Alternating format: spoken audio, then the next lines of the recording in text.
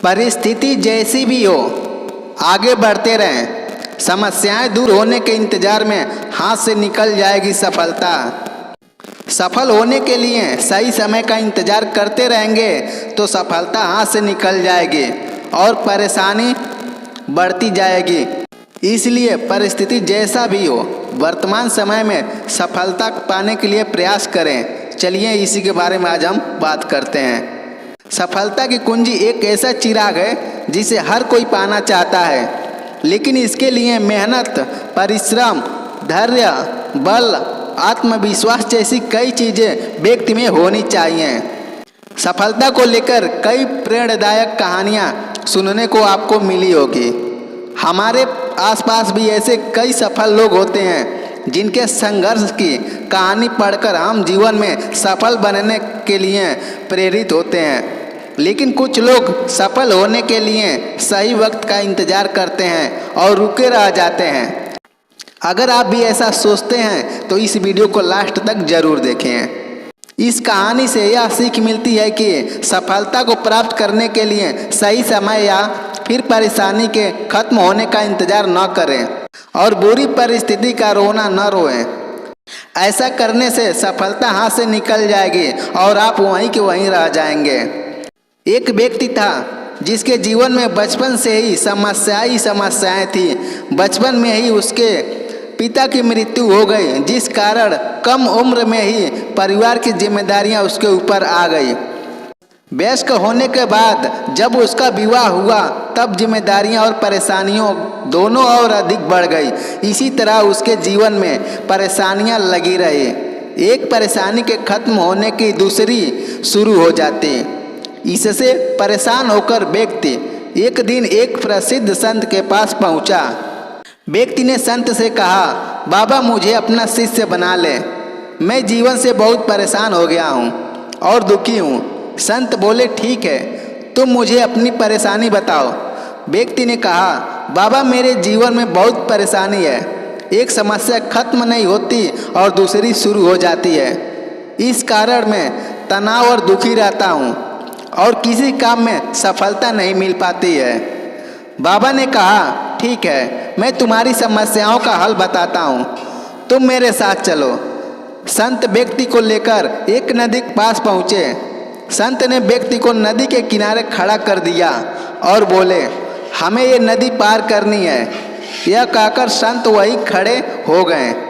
व्यक्ति भी संत के साथ वहीं खड़ा हो गया।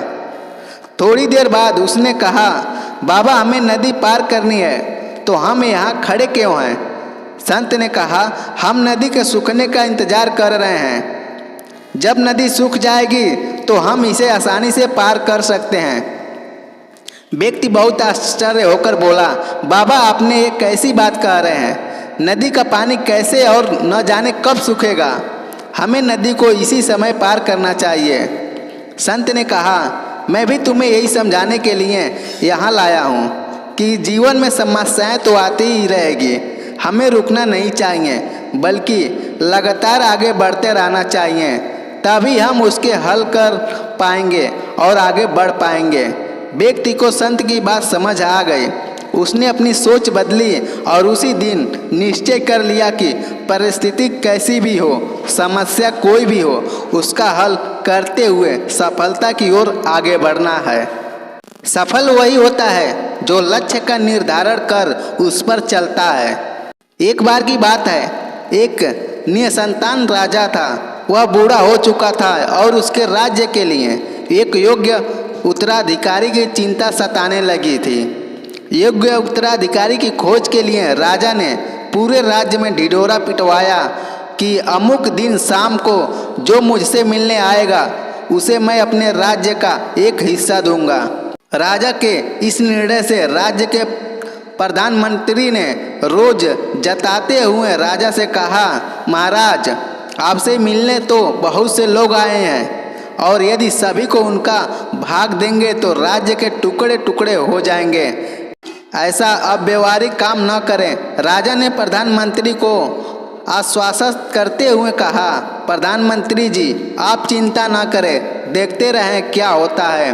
निश्चित दिन जब सबको मिलना था, राजमहल के बगीचे में राजा ने एक विशाल मेले का आयोजन किया। मेले में नाच गाने और शराब की महफिलें जमी थी। खाने के लिए अनेक स्वादिष्ट पदार्थ थे। मेले में कई खेल भी हो रहे थे।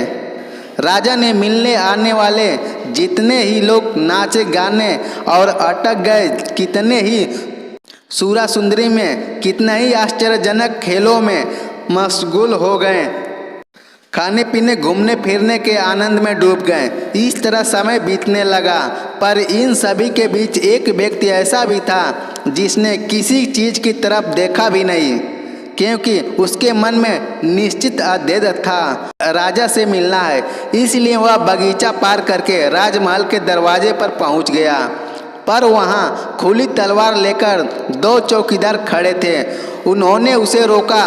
उनके रोकने को अनदेखा करके वो चौकीदार को धक्का मारकर वह दौड़कर राजमहल में चला गया, क्योंकि वह निश्चित समय पर राजा से मिलना चाहता था। जैसे कि वह अंदर पहुंचा, राजा उसके सामने ही मिल गए और उन्होंने कहा, मेरे राज्य में कोई व्यक्ति तो ऐसा मिला जो किसी प्रलोभन में फंसे बिना अपने अध्यय तक पहुंच सका। तुम्हें मैं आधा नहीं पूरा राजपाट दूंगा। तुम मेरे उत्तराधिकारी बनोगे। सफल वही होता है जो लक्ष्य का निर्धारण करता है, उस पर अडिग रहता है, रास्ते में आने वाली हर कठिनाइयों का डटकर सामना करना और छोटी छोटी कठिनाइयों को नज़रअंदाज करना, यह सफलता का मार्गदर्शन होता है। वही लोग सफल होते हैं जो अपने लक्ष्य के अडिग रहते हैं।